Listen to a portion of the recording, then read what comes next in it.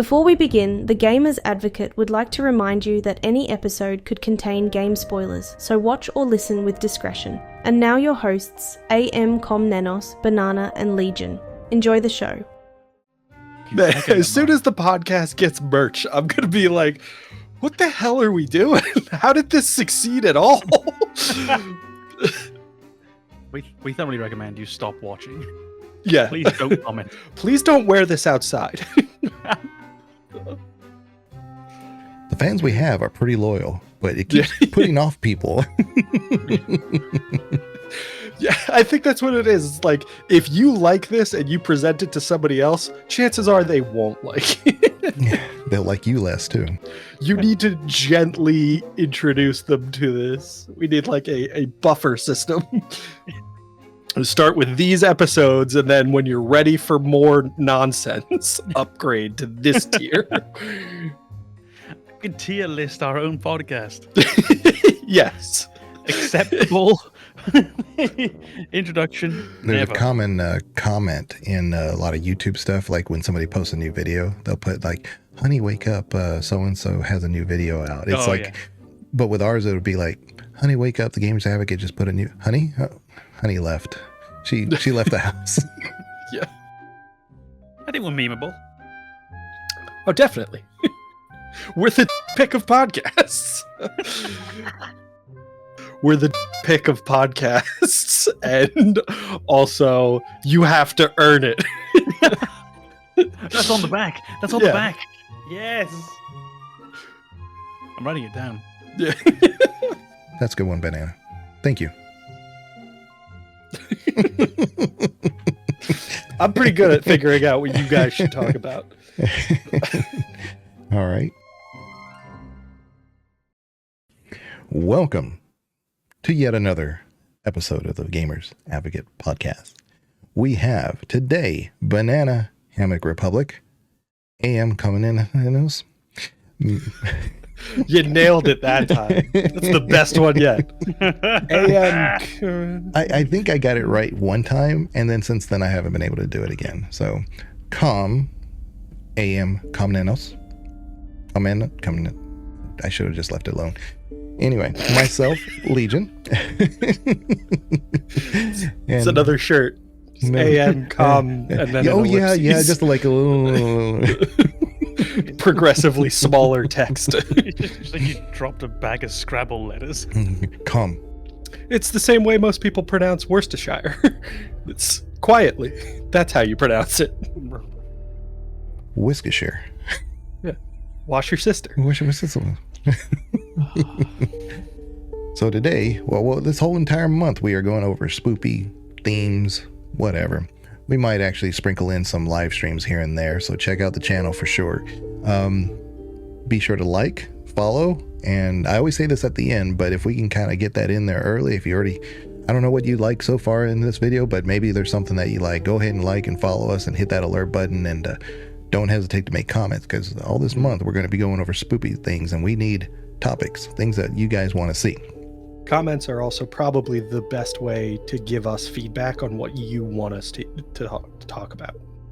Today, though, I think we're going to be going over certain phobias that we have, which lends itself naturally into certain games that are out there. Boy, I know what, you're not too dissuaded, though, from snakes in Resident Evil, right? I'm terrified by the snakes in Resident Evil.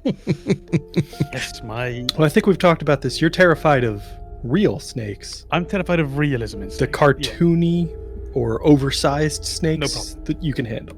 Yeah, so if we take Resident Evil as the direct example, and then Assassin's Creed. So Resident Evil, the gigantic snake that chases you around the attic and around the library, fine. Doesn't look real. It's really awkward to animate, so they can't give it that lifelike feeling. And I know that I'm never going to meet that. However, the little snakes that you can't really see all that well, that are on the landing area or on the pool outside, that sound like real snakes and move like real snakes and hiss like real snakes. That I can't. That gets into me and that gives me chicken skin. Horrible. Assassin's Creed Origins would be exactly the same. The gigantic snake monster that's embodying the god, whatever, fine. The cobras, not fine. Played that entire game and just low-lying anxiety. It was horrible, which is also why it became my first ever platinum trophy on the PlayStation. Because through spite, anything is possible.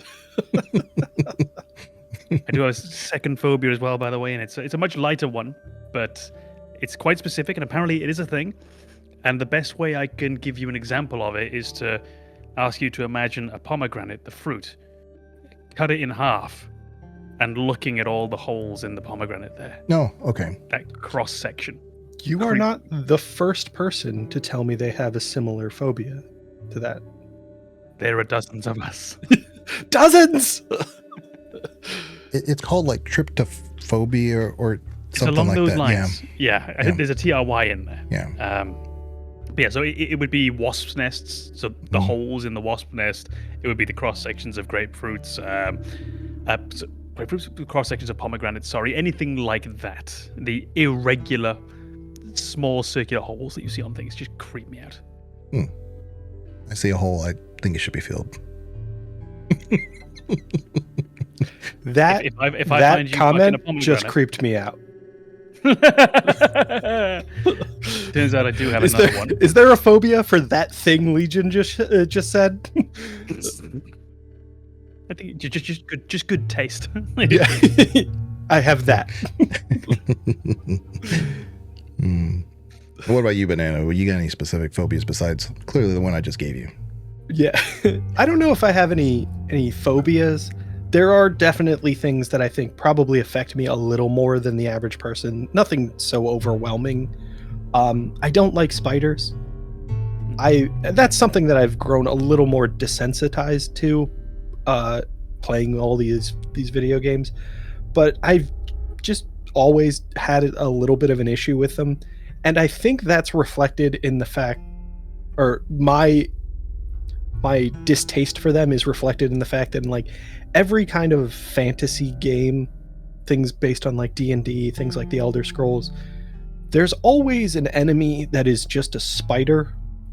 And when you look at all of the other enemies in the game, they're fantasy monsters. Like, I'm fighting a dragon. Okay. I'm fighting, a specter or a ghost. Every one of those includes a spider. It's just a spider, because they're already nightmare creatures. You don't need to modify them at all. You don't need to tweak them a little bit. You typically end up making them bigger so they seem a little less fragile. But that's really all you do, and they're always still gross. I get it. I get why they're always in fantasy games, why it's always just like, oh yeah, I'm fighting this disgusting monstrosity that's just an amalgamation of corpses and there's limbs everywhere. Also spiders. Just, regular spiders. I can think of actually 2 examples of that. So recently I've mentioned to you before that I've been watching a friend on their Final Fantasy journey, playing through 7 and all of its sub-games. And in Cosmo Canyon, there are spider webs that you have to run through. And those spiders with the really thin legs, they're creepy. And for this person who doesn't like spiders very much, that really sort of set them off a bit. And then for myself, I'm not scared of spiders. But honestly, the ones in Resident Evil Remake got me a little bit. Very tarantula looking with the hairiness. Oh, didn't like it. Not a phobia, but really, I could see how if I didn't like it, someone who has a phobia of them, that must have been crushing. Yeah. And I think that is actually one of those things that I'm loving to see in games more, is those accessibility features to say, like, I have this phobia, can we not bombard me with this type of information? So, Banana, if you had to, like, say, dispatch a spider and then all of its, like, little baby spiders off of its body were to, like, just go everywhere, that doesn't bother you?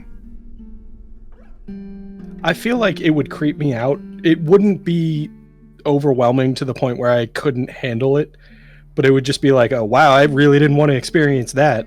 That was awful.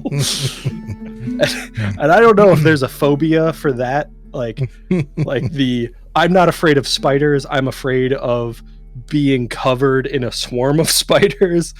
I don't know if that's a phobia so much as just a very reasonable and appropriate fear. Yeah.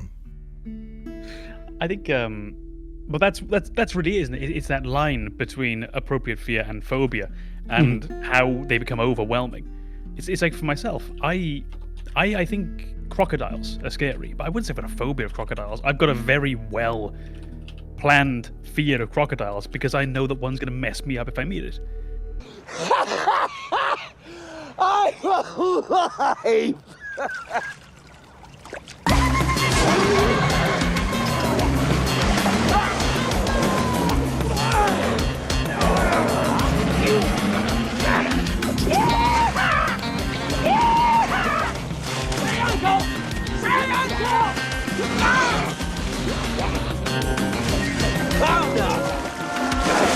Don't start what you can't finish! Quit hitting yourself! Quit hitting yourself! Quit hitting yourself! Oh, water tastes good, yes!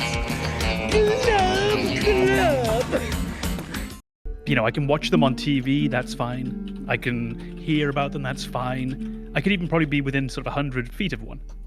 But I have enough of a fear that I'm not getting within 10 or 20 or whatever it might be. And I think that's that fine line, isn't it, between phobias and fear, is for me the snake thing. It's video game snakes that scare me. TV snakes scare me. TV snakes have me checking around my feet just in case I didn't see the python in the apartment earlier. Yeah. I don't really think I have one probably that would fit itself into a horror game. But things like creatures and stuff like that, no, there's something wrong with the brain in here as far as my self-preservation on that stuff. I'm good. A fear of tight spaces. I've done them.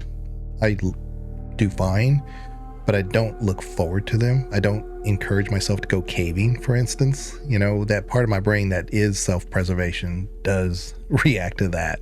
When I see other people do it, I'm like, there's no need for that. You don't need to do that, I think that's very much kind of that separating line that we were talking about. It's a very appropriate, reasonable fear. And I will definitely say I've gone through OSHA maritime training as part of work. And part of that is an enclosed spaces training where they talk about atmospheric conditions, meaning like the gas content within those enclosed spaces and how quickly that can change. And that is now a very informed, reasonable fear. It's not a phobia, but it's a very, very much I'm not going to do that unless I have a very, very good reason to. That's what I am as well with caving. I can watch caving YouTube videos and caving disaster videos. That interest me. No problem whatsoever. But I think it's one of the only sports where I would say, well, yeah, caving's a sport, isn't it? It's one of the only sports that I would say to myself, I have no interest in doing this. I really don't want to. So I think it would be that measured fear rather than a phobia. Yeah, and I have a certain level of respect for not the sport necessarily of it, but there have been some archaeological discoveries that have occurred because the scientists themselves said, hey, there's this cavern that's underneath, and 50,000 years ago, this was not underwater. Maybe there's, and sure enough, they have found human activity in some of those caves that should have been not accessible. Further proof of environmental change and how long humans and society have been around. So without those people, I have no idea why, but I thought you were going to say further proof of alien involvement. Yeah. Well, clearly they were hiding from the aliens. That's how they got there. So I had one of those a few moments ago as well when Legion said he was afraid of tight spaces. There was this brief pause and I thought, he's afraid of tights? Like leggings? Yeah. Okay. I hate spandex. No pants is the best pants. Yeah. Agreed. No argument here. Keep these webcams where they are, boys.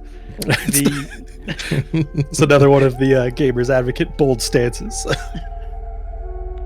No pants, best pants. I can add to when you were saying about the archaeological discoveries and so forth that you might find in caving. Honestly, I take much more joy in someone diving down into like 1,000-foot cave, going through all these cracks and crevices they shouldn't be able to get through, and they're squeezing and they're pushing all the air out of their lungs so they can crawl their way along.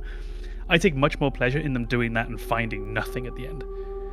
I like that idea of just humans doing things because they can. Not that there has to be a result. It's just, no, because I can. Because I want to. It's like the old idea of George Mallory climbing Mount Everest, and someone says to him, "What's the reason for climbing Mount Everest?" And he replies, "Because it's there." And I love that response. It's the most perfectly human thing. But for me personally, I climb 5 Everest before I do one cave. Agreed. Like, because there's caving and then there's dive caving. That's a different story. Yeah. Nope. Yeah. There you go. But so that's kind of, like I said, it's kind of a weird phobia, but no, I don't really have. I think that that is one of the very amusing elements of human beings. That point you mentioned with climbing Mount Everest just because it's there. I always think of those things where we look back and, like, anthropologists and archaeologists will look back and view, the evidence that we have of ancient societies and try to extrapolate from there what things meant to them. And I just imagine 1 or 2 guys who were just like, let's just go do something that makes no sense because we can. And then thousands of years later, people looking back and being like, this must have had some tremendous significance to these people. I love that idea. That is the problem, especially with anything pre-Roman, for example, in the British Isles. The archaeological record is so porous. There's so little that you do have to really just add on to it. Your own ideas, your own prejudices. And we do spend a lot of time correcting that almost, and realizing that some things, especially individual finds, may not have that significance we thought they did. It's one of those interesting developments you see in late 20th century and certainly 21st century historiography, is that idea of reevaluating our historical record and the way that we look at these. Yeah. Like JFK said, we choose to go to the moon not because it is easy, but because they are hard. Something like that. That's pretty much it. I was going to say, not quite that. But yeah. That's the gist. You got the spirit. Yeah. The spirit, which is a spoopy month spirit. So, yeah. We're tying it back. So is there a game that you would say that really, because to me, maybe, I'd like to say a game like Soma, but I don't think either of you have played Soma. But I know of it, but I've never played it. Definitely is in that vein. So, but I think there's an interesting thing now we're going to find with horror games and phobias is when we're finding games that, for example, trigger our worst phobias, they're probably not going to be horror games. Horror games, you know what you're going into when you get into them. And they're not targeting, generally, people who happen to be afraid of snakes, people who happen to be afraid of spiders. They're in this much broader sense of horror. It's dark spaces, it's confined environments. And there are people with those phobias, of course, and it's going to hit them a bit harder. But they're not targeting the claustrophobic audience. They're just trying to target isolation. Right. It's very broad ideas. So I wonder if, as we search for examples of games that hit on our phobias, if we actually won't be talking directly about horror games so much. Like when I mentioned earlier, probably the worst example for my snake phobia was Assassin's Creed Origins, which is incredibly unhorror. Yeah, I think that's exactly it. We're approaching that difference between phobia and rational fear. And most horror games will approach rational fear. They won't target phobias because they're supposed to be universally scary. And phobias are those exceptions. Those are the people in a smaller category who have a much more extreme reaction to these things. Whereas in horror games, you're looking for the commonalities, the people who have a general visceral reaction universally. So I will say that spiders probably play a role in both of those things because there's a very reasonable instinctual disposition against spiders in human beings, not at that phobia level. There's that initial, like, I don't like that. It's very foreign. It's not familiar. It's creepy in the way that it moves. We are biologically dissuaded from seeing them as familiar and understandable. We can, because we're, intelligent, we can overcome that. But overwhelmingly, horror is looking for those things, that natural, common, visceral response to say that I don't want to be anywhere near that. That's not what phobias represent. Phobias represent a more targeted, and if you're building your horror game to target people with a phobia, you're a bad person. And a very, very bad marketer, because you've now got a big group that's not going to buy it. You've Yes. got a huge group are going to be far too scared to buy it, and a huge group who won't care. Yeah, So you'll have a group that doesn't care and a group that actively doesn't want to, and that group that doesn't want your product is the target audience. So what are then, if I can sort of approach it from this way, what are those global things that you could use then? Because weirdly, there are very common phobias. Spiders is a very common one. Snakes is a very common one. You don't find that many snakes in games, thankfully. And I wonder how much of that is how awkward they are. The animation seems to be difficult to make them convincing. Even in Assassin's Creed, they didn't move. They were just always on the spot. They had no moving animation. They could just strike, and that was it, which was enough. But I think that's probably a big part of it. I think animating their movement for both spiders and snakes, you're doing a lot of things. First of all, there's a lot moving. Snake movement is predicated on their I'm entire looking body around shifting. my feet for snakes. Yeah. And spiders, there's a lot moving because there's 8 legs and the body is supported by those in a very kind of unique way. So nobody's doing mocap on these animals. So trying to put animation to these things that are kind of universally creepy and scary is really difficult. And that might be the reason why they're not so universally implemented. Yeah, I would be willing to go along with that. Just the pure difficulty of it, the awkwardness. Which is why I really hope someone doesn't come up with a convincing model for the Unreal Store that we're going to suddenly find in every If game. I see a mocap suit for a snake out there, you're fired. Well, this might be then why, and I think it's a common theme in horror generally, and it's going to be in video games as well. 2 things which I think come up and they're linked is sickness. Mhm. So when you have very pallid people, extremely pale, and almost like you can see the sort of the veins with the skin. It's like there's a very human reaction to that. Okay, something is sick. I probably shouldn't get too close. And then you have at the same time something we mentioned in one of the earlier podcasts, which is dolls. Those old toys, the Yes. porcelain effect, where it looks human, but it's not quite human. Something's off, that uncanny nature, and they often have that very glassy appearance as well. I'm going to go ahead and throw clowns into that same category. Because I think that is weirdly universally, people don't like clowns. I don't know why they exist. Because they're supposed to be children's entertainment, but it seems like we all agree that they're horrifying. So, like, why are we pushing that on children? Yeah, But I it don't is have a for phobia all of the clowns, same but reasons. they're All so the same reasons as creepy. dolls. They don't bother me. They're fine. But do I you wouldn't like say that I have a phobia of them, but I don't know anyone that genuinely enjoys clowns. Yeah, this is it. Like the best reaction you get is ambivalence, Yeah. and the worst you get is abject terror. It's funny because when I went to the doctor's office, my great aunt was a nurse, and the clinic where I went to, she was a nurse at, and the doctor always had pictures of clowns in all the rooms. And I just, like, to me, it was like second. I totally get it. I come from that old generation where, like, the clowns served that vintage look and purpose, and it wasn't really construed in a, like, oh, it's clowns they don't make sense. They're displaced from society and reality, and so therefore they're a little spooky. I don't get that, but that's because I'm just in a different time period. But I get what you're saying.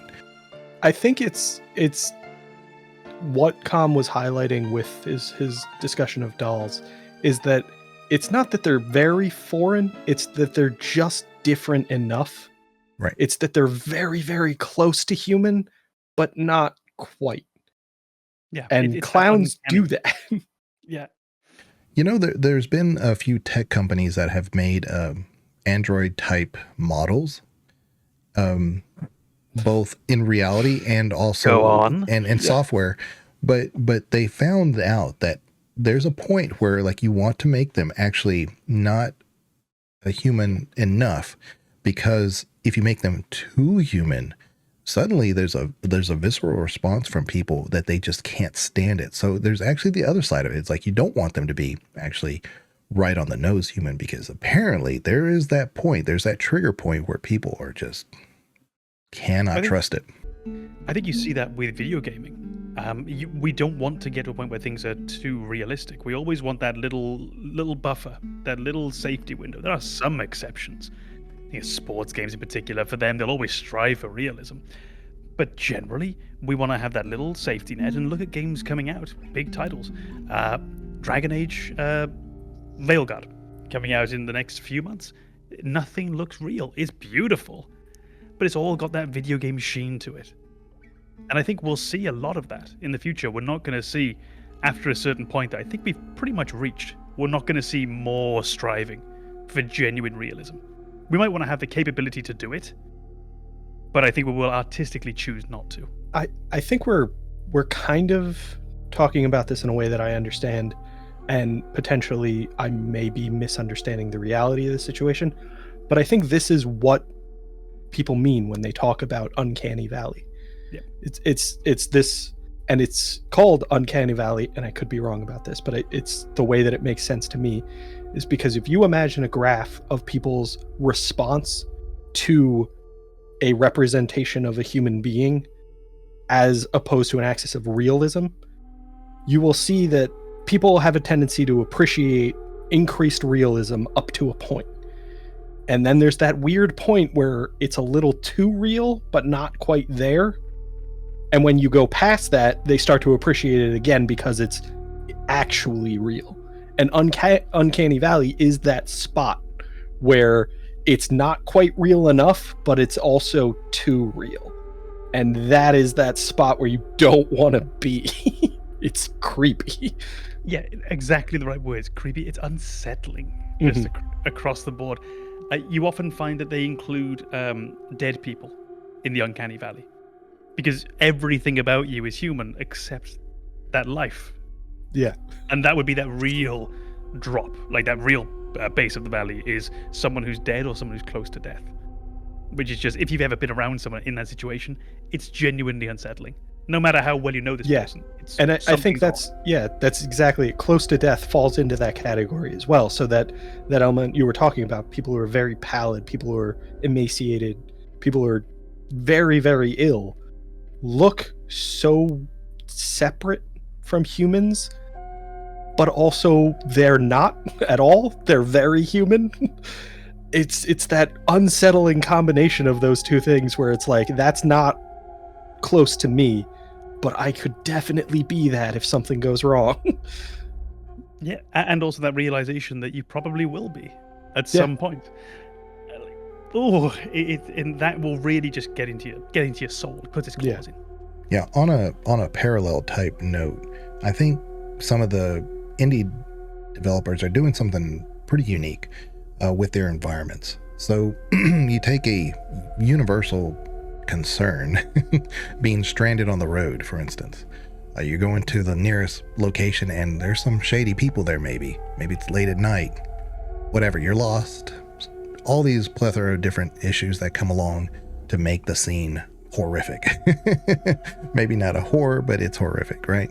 So when you go to those scenes, yeah, it's pretty real to you because you can see yourself in that environment and not really have everything available to you. Maybe you've got no signal on your phone. Maybe your phone died. Maybe you lost your phone. Who knows? Maybe there's just no way to communicate except through the person that's immediately in front of you, and he's pretty shady to begin with. But here's the thing.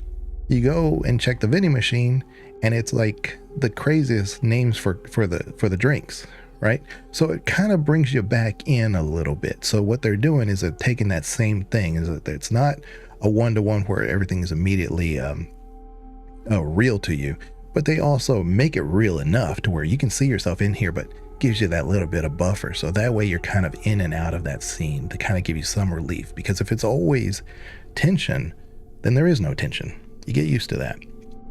Yeah, I think Com mentioned this in a previous episode, that element of levity in a horror scene, that brief relief to say that, like, not everything is trying to kill you or something along those lines. Like, not everything is furthering that terrified emotion that you're experiencing. Some of these things are just playful. Some of these things are truly innocent, and you can clearly recognize them when they're there. It's all of this other stuff that's ambiguous or very clearly sinister that you have to worry about, but you have that kind of anchor in something familiar or something playful that you can kind of fall back on to say that, like, all right, I have to go deal with whatever nonsense is going on around me, but like in the meantime, I'll enjoy this world's version of Nuka-Cola, where it's, you know, we're weirdly building a brand off an atrocity. It's somewhat playful somehow. I think, yeah, because I'm trying to think of examples of games that don't give you that relief and that release. And the only one I can think of is PT. And I think it works because it's only an hour long or an hour and a half. So you can ramp up that tension for an hour and a half and you can pretty much permanently be there. It's a long time and you'll probably feel by the end you're at your limit. But you can do it. But yeah, as soon as things get a bit longer, it's the same experience of just life, and you need some bad days so that you know what the good days are. If everything is just always the same, if it's always good, nothing is good. If everything's always bad, nothing's bad. It's just always the same. And horror needs to give you that same life cycle. You need those peaks and valleys, those ups and downs. And I think it's a really cute example, the idea of, just going and looking at the products in the vending machines that are just silly names, whatever it might be. Because it just gives you a moment you can take as long as you need, get that heart rate down, before we get back in and, like Banana said, find the truly sinister stuff. I think it's funny that in your little scenario, your horror scenario that you conjured up, Legion, you also gave kind of almost accidentally some answers to Com's question of, you know, what is it that horror studios are trying to play on? What is those universal concerns?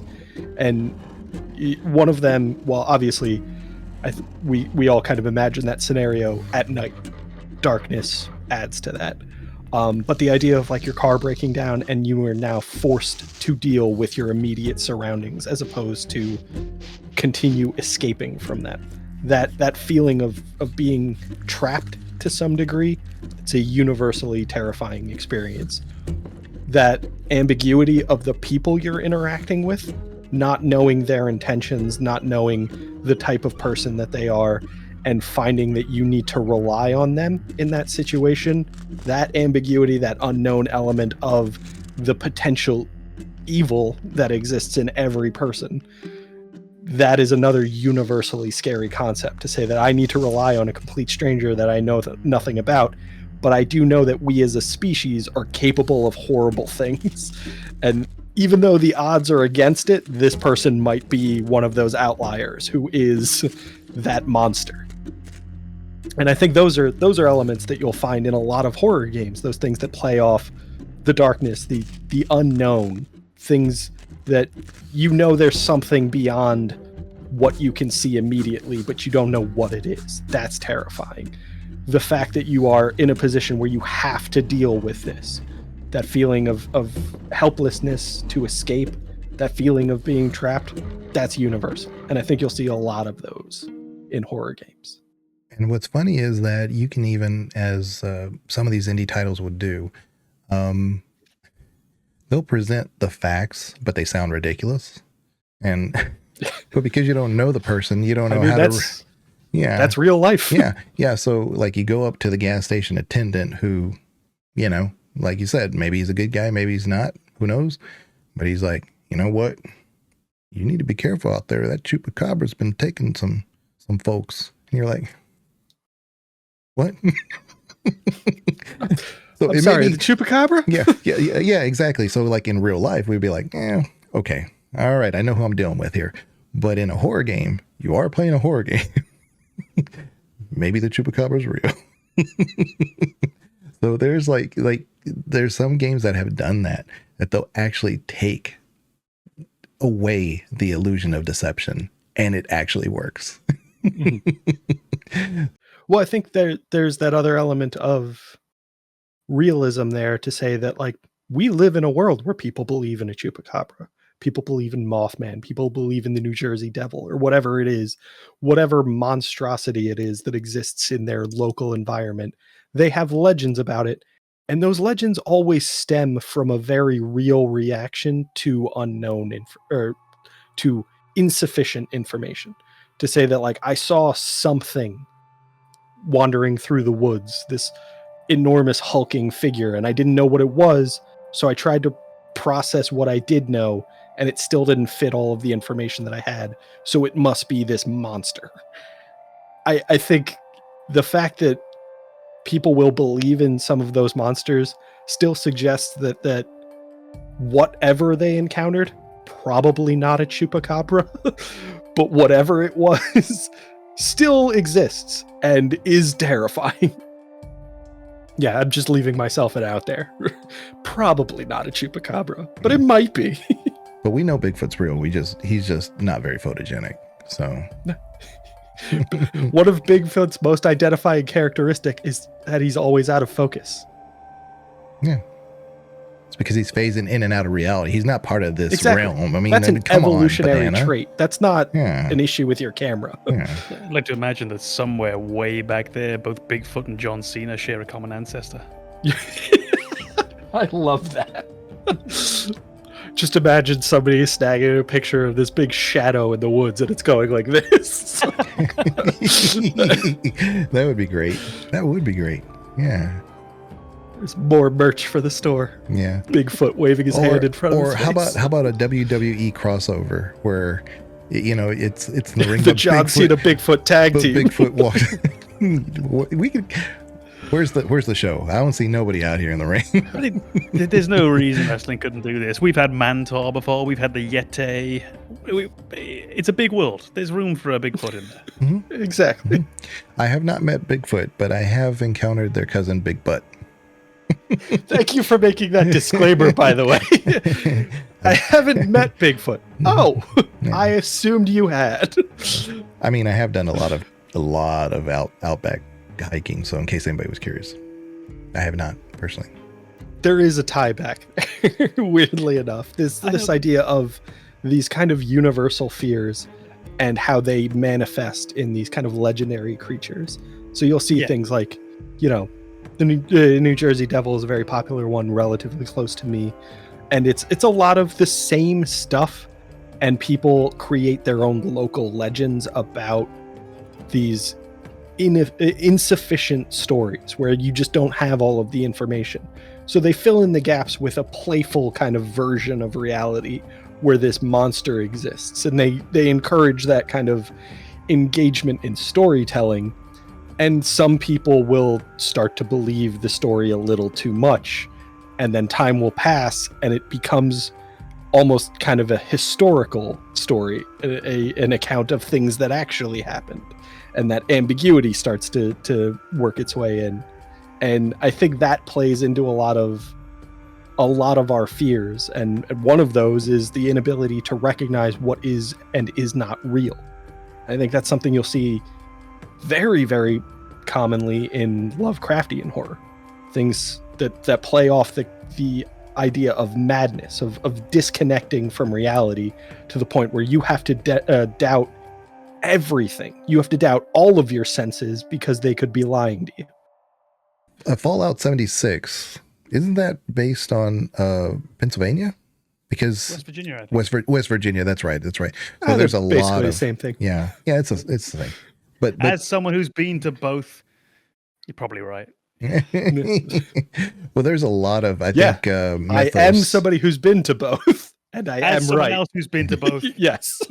Yeah, I think they have taken in a lot of those myths and legends and stuff from that area and incorporated into the game.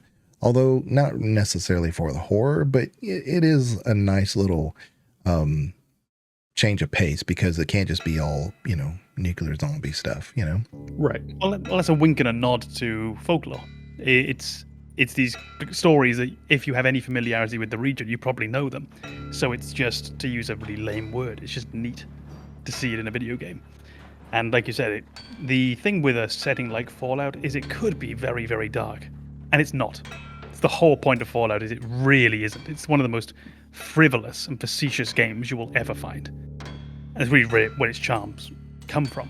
So if anything is going to take in is it the Mothman in West Virginia? Mm-hmm. If any game is going to, it's going to be that. And I'm sure Fallout Australia will have the drop bears, for example. I'm not sure if Mothman is Virginia or West Virginia, but I think it's that region. Okay. Southern I'm also not sure Appalachia. if the game is in West Virginia. Yeah. I think we're all close enough. It's over there. Eastern U.S., roughly the middle of the country, north to south. Yeah. Somewhere in there. Yeah. And watch, My mouth somebody's gonna fucking shut. somebody's gonna correct us saying it is specifically southeastern Ohio. Thank you. Yeah. Okay. Yeah, I definitely think there's a lot of ways your environment can play into those kind of natural fear responses. And I think that's why we see a lot of horror games in forest settings, is forests provide cover. There is that wall of trees, and it's not uniform. It's not very clearly a wall. There's not a physical barrier that makes you feel safe. There's just a visual barrier that makes you feel like you're not seeing everything. And environment is a huge part of the way you feel about your surroundings, like the way you process information. They're also full of sound. Very, very Yes. small sounds. Animals running around, the wind through the leaves. Any leaf falling has that tiny little crispiness to it. And it's also very muffling if the leaves have fallen. So you have this very oppressive soundscape where it's very hard to actually distinguish anything. Combine that with your visual obstructions, and it's one of the most disorienting environments you can be in. I think the other part of forests adding to that inherent fear is they're alive. There's life everywhere, and not all of that life is innocuous. Not everything that's in that forest is something you as an individual can handle or even might be aware of. I'd say, like, I've gone camping in areas and thought, I wonder how many bears live in this area. I don't know how far we are from, like, their preferred habitat. I don't want to be in their preferred habitat. I saw a bear when I was in the USA from inside a cabin. Saw it, and me and the person I was with, we just didn't leave for quite a while. Probably a good a good call. hour and a half. Just it didn't feel worth it. Yeah, last time I went to Yellowstone, there was a trail that I was thinking about camping at, but I was told I couldn't because, and it's the Mary Jane Trail in Yellowstone. You can look it up, but it's from one highway to another highway, and I thought, well, I'll just camp somewhere in there. And they said, no, you're not allowed. There's too many bears in that area. Oh, okay. So we hiked it just from one end to the other. What made that problematic is that I had to make sure that somebody picked us up at the other side. But yeah, I mean, I've hiked all around bears before. Never worried about them. Again, there's something wrong with this. There's a certain part of my brain that doesn't worry about that stuff. I think bears are one that you can kind of rationalize your way around, because I think there's enough information for most of us that we understand that, like, if we take certain precautions, we can avoid them. I feel like the more you know about a situation, the less likely you are to be terrified of it. And so having a little bit of understanding of how, bears respond to humans makes it a little more easy to exist near them. As long as not a brown bear. Brown bears are just, they don't care. They will gobble you up. Yeah. What about polar bears? Yeah. But this is the That's thing why as we well. choose not to live near them. Speak for yourself. That's the beautiful thing, though, in life generally, isn't it? Is fear just comes from things that you don't know. If you think of, for example, have you ever... Yeah, isn't it a nice example? So, in France where I live, every letter that you might ever get from the government is sent in the same envelope. And it's got the little flag in the corner, and it's got the Liberté, Égalité, Fraternité, so it's got the French sort of slogan. And every time you get one of those letters in your letterbox, there's that moment of, oh shit, what have I done? And then you open it and it's, a tax is being revised. Or you open it and it's just an administrative thing that you forgot about. But that moment of not knowing what's in it, whilst having that big just association with, in this case, the state, is terrifying. And in this case, bears sound scary as hell. And then, like you say, you learn a bit more, you understand, or you try to understand how they react to humans, what precautions you can take, and it becomes a little easier. And over time, you end up like Legion in this complete Zen state around bears. I am their friend. I think, yeah, that Be it.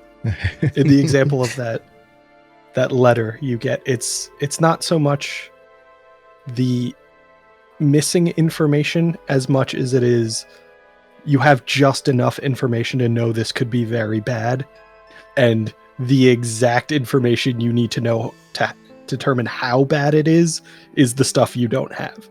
You know enough to think like, oh, I'm getting deported or something along those lines.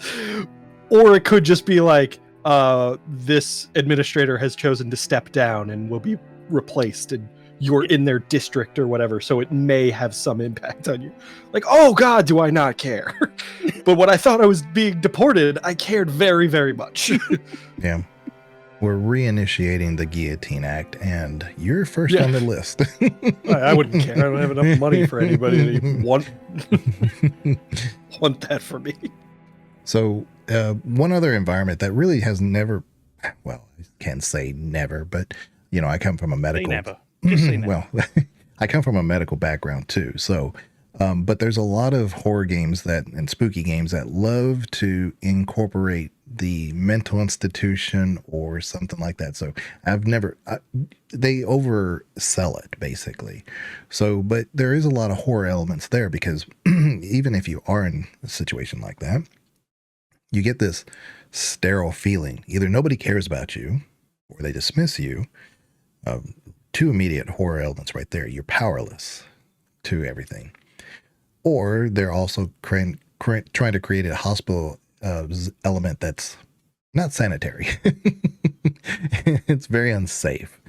And maybe there's a lot of mental issues going on with both you and or other player or NPCs or whatever that are out to get you. So maybe you're in a facility like that. Maybe there's nothing necessarily going on with you, but you can't control everybody else around. So it's this lack of control in a hospital environment that seems to be replayed a lot in some of those games. Yeah, I think the hospital environment plays most, in my mind, off of that self-doubt element. Because if you play a video game or you watch a movie from the point of view of somebody in a mental hospital, and they start kind of discovering what feels like a conspiracy around them, the idea that like the administration isn't doing what they're supposed to, they're dismissing very real concerns, and they're doing kind of their own nefarious, sinister thing in the background. It feels very concerning. And then at the end, it could just be like, oh no, you're playing as somebody who has delusional paranoia. Like, this is just what it is to exist as that person. That's terrifying to not be able to differentiate between those two scenarios. I think that is, and that's that element of madness that like kind of generally pervades in horror, to say that like, is this all in my head, or am I the only sane one? And that's a terrifying question.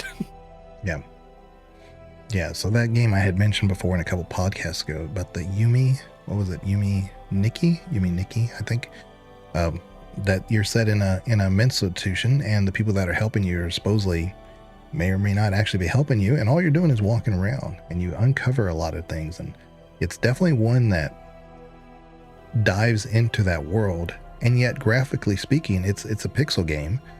You get the feeling without it being that, so it's just the environment alone that can make you gravitate toward the horror aspects of it. But yeah, and it's a free game, so go play it.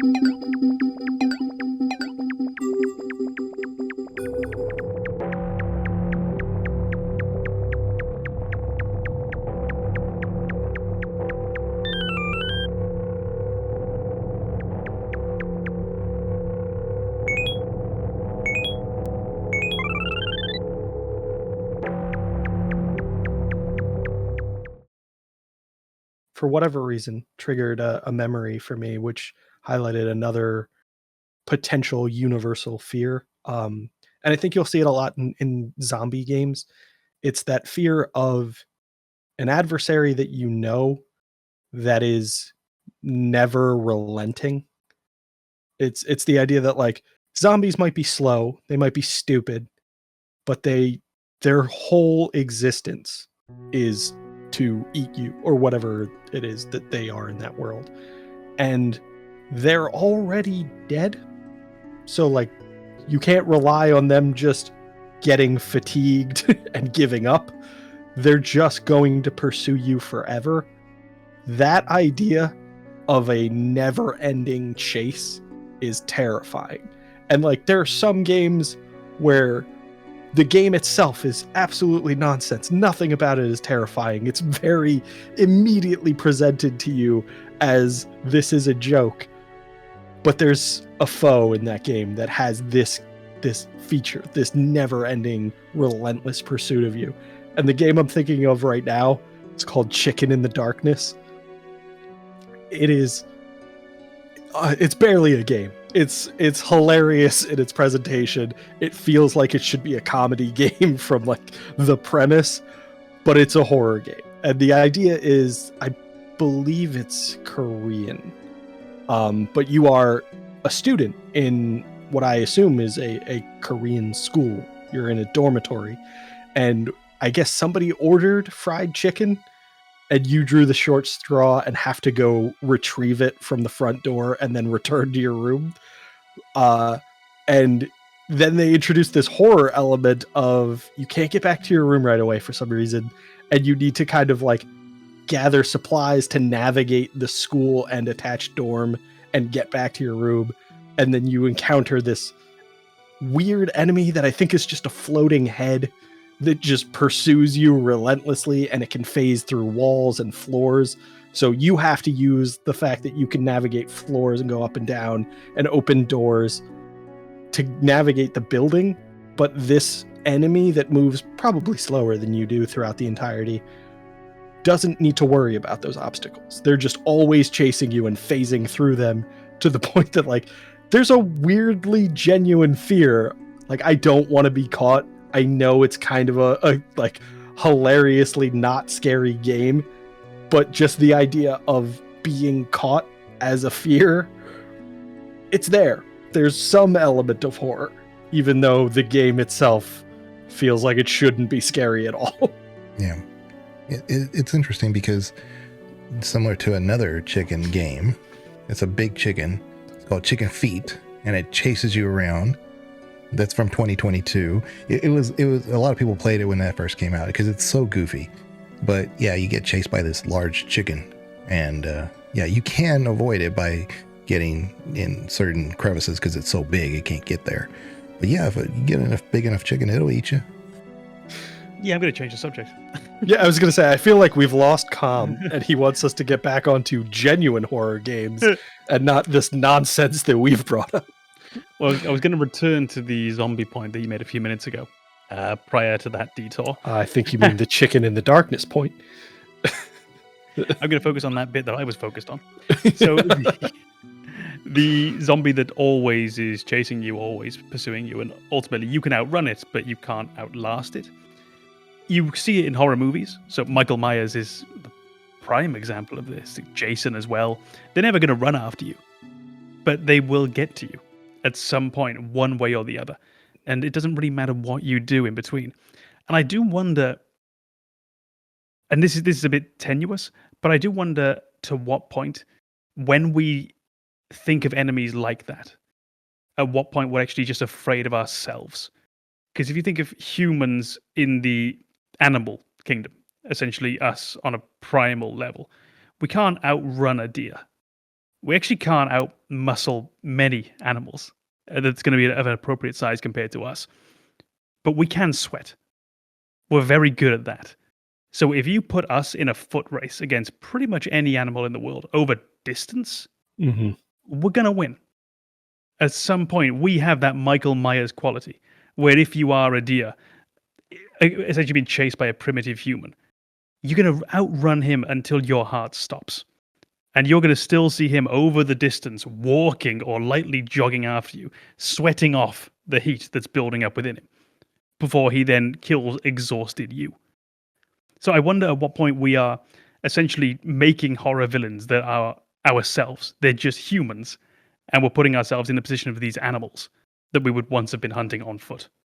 Like I say, it's tenuous, but I do wonder to what extent that's true. The killer advocate. Come. Yeah, I feel like there's always an element of familiarity to horror, to say that it has to be relatable for you to genuinely have a fear of it. And in a lot of cases, it's the consequence that's familiar. The idea of pain or death being the reward, maybe the harbinger of those things isn't familiar, but you can still be afraid of that because you know what it comes from. But I think in those examples where you have that like never-ending pursuer, you feel like you can outrun it, but you'll never be able to relax. You'll never be able to truly rest. You'll never be able to just enjoy yourself because there's always that looming threat. And like the idea of a life without even the tiniest bit of luxury, the tiniest bit of just, I'm going to take a moment and enjoy this, that's terrifying. It reminds me of the horribly slow murderer with the extremely inefficient weapon. If anyone remembers that meme from 15 years ago. I guess it would also be a meme at this point, but there was a pretty kind of like, would you rather question. It was very popular that I remember seeing, and one of the options was like, you will always be chased by a snail, and if the snail touches you, it kills you. And that was the negative consequence to the benefit you got from this would you rather question. I just remember thinking like, it sounds stupid, it sounds laughable, but the idea of this permanent threat that's always slowly, very slowly advancing towards you, I don't like it.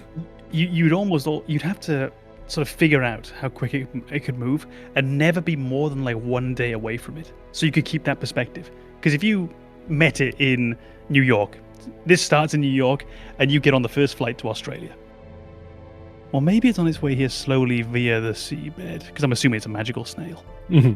Maybe it hitched a ride on that plane. Maybe it hitched a ride on the delivery truck. Maybe you'd have no sense. So yeah, it sounds goofy, but as soon as you give it the slightest bit of thought as to how overdriven your brain would become, absolutely, it's horrible. Yeah, the overanalyzing this thing is where the fear really sets in. Kind of what I've said before with some Lovecraft, Poe, all those other horror. The true enemy is what's in your head and how you're perceiving it. I think it's snails. It's just a snail. Okay. Yeah, were you not listening? Yeah. I think Snails with knives. Snakes, spiders. Y'all just don't like S's. So yeah. So whereas before we were talking about examples where we can understand where they're coming from, it's the unknowable in just in a different form, in an actual physical form.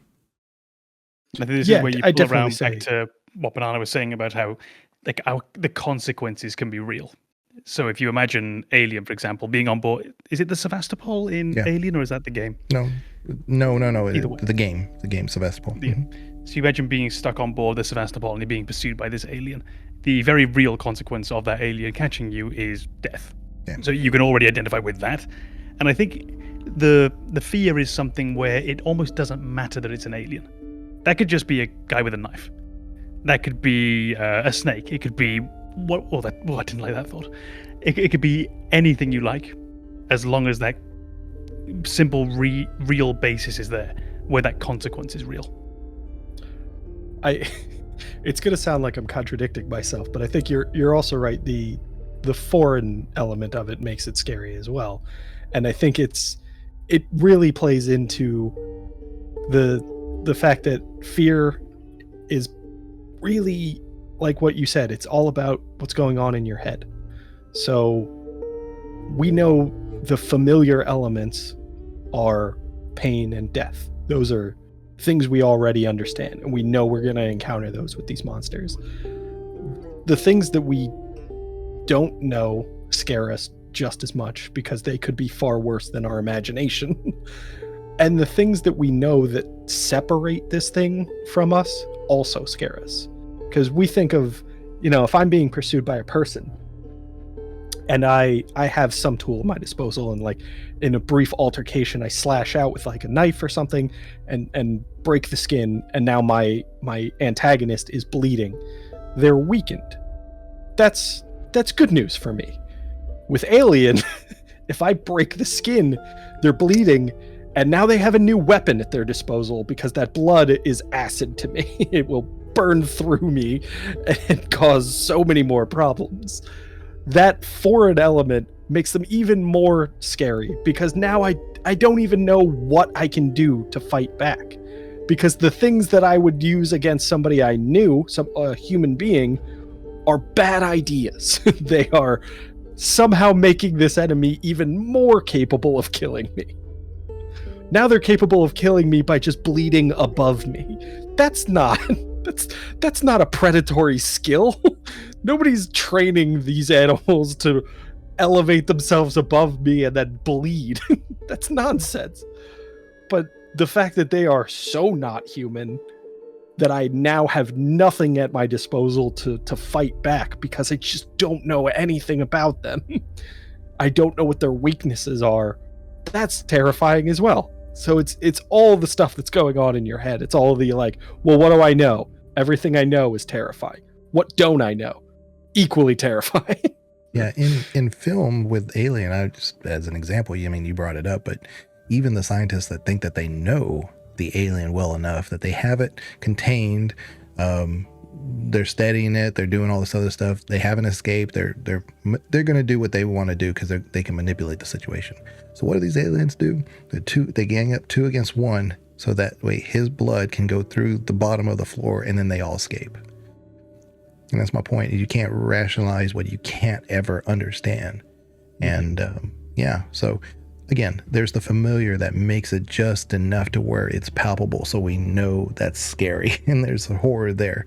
And then there's the other side of it, the unknowable, and there's no way we can ever know everything about it. And that makes that also equally horrible. And you would think that would be like out of touch. Like, well, if we can't know it, can't be that scary. But yet it exists. I think that that's where ultimately all of the horror plays out. Because we've talked about other elements of horror previously, and a lot of things that like were presented with a horrifying monster. And once you kind of have a moment to take a breath and think about it, you can overcome a lot of that stuff. So we've talked about the way horror is presented in things like Dark Souls games, or maybe Dead Space is more appropriate. But the idea of this fighting against a monstrosity, something that is just so awkward looking, so gross, or just terrifying, something that looks incredibly capable of doing harm to you. Those are all things that you can accept, things that you can then adapt to. What really makes them scary is what you can think of. So, yeah, this thing looks horrifying. This thing looks disgusting. All right, I have to fight it anyway. Then you start to wonder, like, okay, why does it look disgusting? What is the reason for all of these things that make it capable of being destructive? Or what tools does it have at its disposal to counter whatever it is I'm going to try? Does it have some kind of regenerative capability? Do I have that kind of terror that should be setting in where everything I think will harm this creature doesn't actually work? It's immune to most of the things that I would think of. So it's all kind of what's going on in your head. It's all playing back and forth between the information that you do have and the information that you don't. And that's why for me, I don't consider this a very much of a horror game for me, Subnautica, but it seems to check all those boxes. You have the compartmentalization, issue, you have the underwater issue, you have the unknown, you have the anxiety of having to, progress, otherwise you'll die. I mean, right at the very beginning, you have to acquire water somehow, and you're surrounded by seawater, so how are you going to get water? Things like that are just like very, very simple things, and they're stresses. And then you have the other elements like the animals that are unknown to you. Mm-hmm. So there's a lot of horror elements there that it seems like a lot of that is all in once, and they're foreign. They're not foreign. They're alien. Yeah, I think Subnautica hits a lot of the elements we talked about when we were discussing the environment of the forest. There's that wall for visibility that doesn't actually offer protection. Light doesn't work as well in water, so you can't see as far. There's a lot of ambient life. It's an ecosystem, and you don't know exactly what is beyond that visible limit. So there's a lot of potential for something horrible to be out there. And I will say it's probably less so of the sound element that we saw, but there's probably some sounds going on. There's probably sounds related to the suit you're wearing or whatever housing you're in that allows you to exist in that environment, that then overrides sounds that might be very important to you in the environment. So you hear, something bubbling as air is being processed by this suit, and it covers up a sound that you should be aware of that indicates you're in danger. There's a lot of commonality there in what feels like a very different environment. Well, that's when you also notice on the note of sounds that sound alike. The example I can think of is in Far Cry games. I think the sound of the wind rushing through long grass is very similar to the sound of a rattlesnake's tail. So every time you hear that, there's that moment of before you realize, okay, no, it's just this. And the other thing I was going to add on Subnautica is you also have that one overwhelming consideration as well, where everything you see around you, every creature is actually evolved to be in water. They're all more capable than you in the environment that you're in. You are the one living being in that ocean that isn't supposed to be there. So you are, by your very nature, an interloper into this world. You don't have a place. Everything else is predator, prey, whatever it might be. And you have to actually find out, where are you in regards to the creatures around you?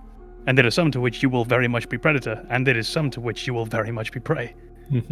You just don't know where you stand yet. I think Subnautica's environment also has one unique feature that you won't see in the forest example that we gave, which is we have kind of an idea of the largest animal on the surface. And the environment of the surface is actually smaller than the environment of the ocean in our familiar territory. So the idea that the forest has this visible limit, the ocean has that visible limit, but the amount of ocean beyond that visible limit is so much larger than what you would have expected with the forest. Because it's not too much above me. There's typically something on the ground further away. In the ocean, it's all around you, and there's so much more. But there's a thing as well where in the ocean and on land, a big difference for me is on land. Imagine there's a big monster within this 1 mile range of where you are. You will know there will be a legacy of it moving. Trees will be knocked down. Trees will be eaten, possibly. Who knows? There'll be creatures that have been torn apart. In the ocean, that sort of washes away, drops down. Some of it gets spread around. So you can have these enormous creatures there, and they might not be really leaving a trace. Whereas you'd expect on land that, okay, by now if there's a giant snake, it must have shed its skin somewhere. Whereas the ocean games, I feel they have much more of that infinite space aspect that lets you never quite know what possibly could be out there. So even when you've seen the biggest creature the game has to offer, you might still be thinking, well, there's more ocean. I also think there's that element of that environment where carnage in the ocean doesn't last. Yeah. So on land, if there's, a conflict or if there's, prey being eaten, there's going to be blood splatter. that's not going to get cleaned up. So you're going to know that not only is there something here, but it's a predator. It has the capacity for doing tremendous damage. In the ocean, that disappears. Any part that's not eaten will likely sink. Any blood will dissolve, more or less. It will dissipate to the point where it's not detectable. It's way more terrifying. There's no evidence of anything. That, and if something is attacked, it's not just one thing that's attacking it, and everything's going to pounce on it. So you don't even know what caused that damage. Maybe it was a bunch of little fish that caused it, piranhas or something. Yeah. Mm-hmm.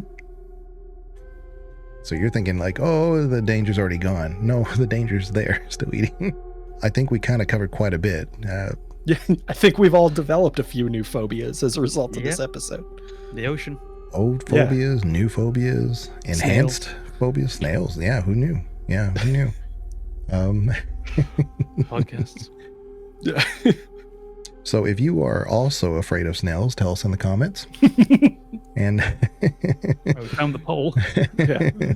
Join the Discord. There are no snails. Mm-hmm. Yeah, no, snail-free zone. Yes. Very safe. But like the video if you like it. Give it a comment. Subscribe. But really important, hit that alert. But like I mentioned before, comments really, really help push the algorithm. Give us a comment saying, this is the worst video I've ever seen in my life. That's fine. The channel could use it. Yeah. Yeah, honesty is the best policy. But yeah, and we have a Discord. You can check the description for that. And we will see you guys later for the next episode. And we will check you guys later. Thank you very much. Bye-bye.